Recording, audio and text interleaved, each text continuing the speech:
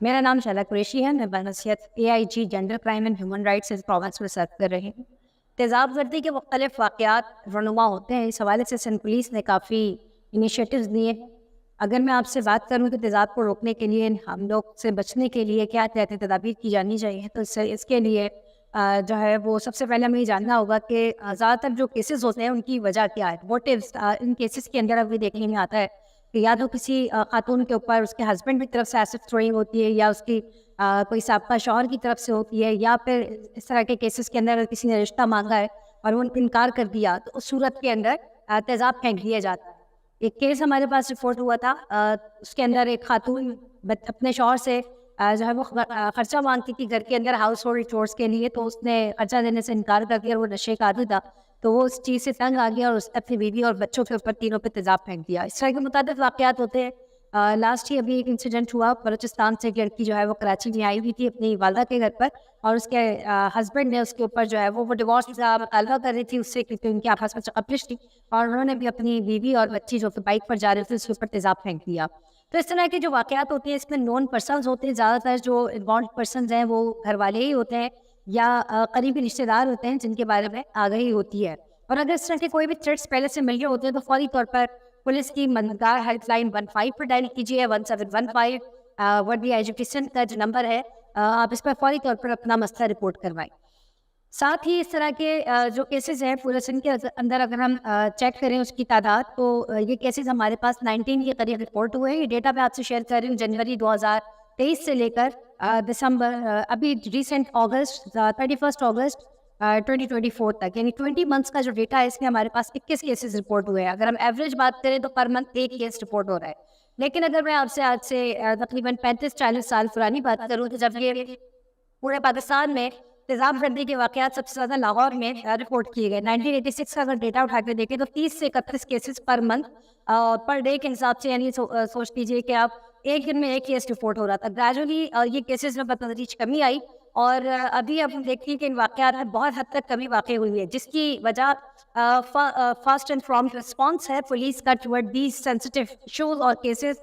جیسے ہی gender based violence کے یا تیزاب گردی کے واقعات رونما ہوتے ہیں یا پولیس کو انفارمیشن ملتی ہے پریونٹیو میجرز میں, تو فوری طور پر پولیس جو ہے وہ رپورٹ کرتی ہے. وہاں پر اس طرح کے معاملات وغیرہ میں پہلے سے کمپلینٹ مل جاتی ہے, انفارمیشن مل جاتی ہے کہ اس طرح کا انسیڈنٹ کسی نے دھمکی دی ہے, تو پولیس فوری طور پر اس کو ریسکیو کرتی ہے. سیکنڈلی, اگر اس طرح کا انسیڈنٹ رونما ہو جاتا ہے تو اس کی نتائج میں فوری طور پر جو ہے وہ فرسٹ رسپانڈر ٹیم ہماری وہاں پر پہنچتی ہے, اور ہماری فرسٹ اتھارٹی ہوتی ہے کہ جو وکٹم ہے اور جو بچے ہیں یا خواتین ہیں جو بھی اس کا وکٹم ہے اس کو فوری طور پر میڈیکل ایڈ پرووائڈ کی جائے. جب اس کو ریسکیو کر لیا جاتا ہے تو اس کے بعد سیکنڈ اسٹیج آتا ہے FIR کا. جیسے ہی FIR درج ہو جاتی ہے تو اس کے بعد جن ایلیجڈ ایکیوز کے اوپر ان کا کلیم ہوتا ہے اس سے تفتیش شروع کر دی جاتی ہے, ان کی گرفتاری کی جاتی ہے اور شواہد وہاں سے اکٹھے کیے جاتے ہیں.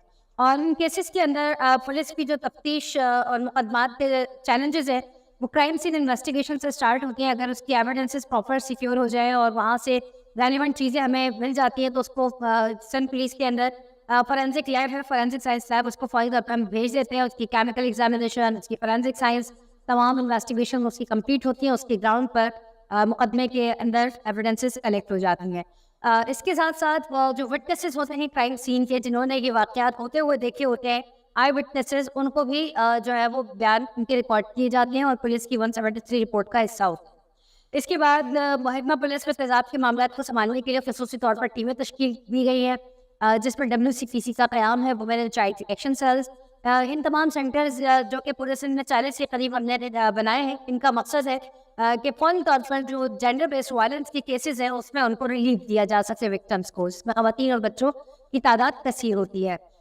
اس کے ساتھ ساتھ ایسڈ اٹیک سے متاثرین کی مدد کے لیے محکمہ پولیس اور مختلف NGOز دیگر تنظیموں کے ساتھ مل کر, کمیونٹی بیسڈ آرگنائزیشن کے ساتھ مل کر ان کو سائیکو سوشل سپورٹ دی جاتی ہے. نہ صرف یہ بلکہ ان کو ریہیبلیٹیٹ بھی کیا جاتا ہے.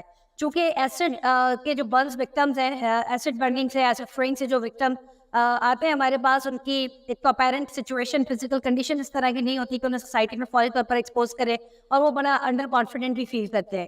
تو ایسے پیشنٹس کو خصوصی نگہداشت کی ضرورت ہوتی ہے, جس کے اندر ہمارے ساتھ سائیکو سوشل سپورٹ کے لیے پرو بونو پبلک آفیسرز موجود ہیں جو کہ فری لیگل ایڈ بھی پرووائڈ کرتے ہیں, پلس اس کو کاؤنسلنگ, سائیکالوجیکل ان کی handling day to day basis پر ان کو ایک دوبارہ سے ایک نارمل ہیومن بینگ بنانے کے لیے کلیدی کردار ادا کرتے ہیں.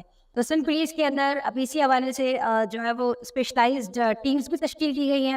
نہ صرف یہ بلکہ ان کیسز کو کافی سینسٹیوٹی کے ساتھ ڈیل کیا جاتا ہے.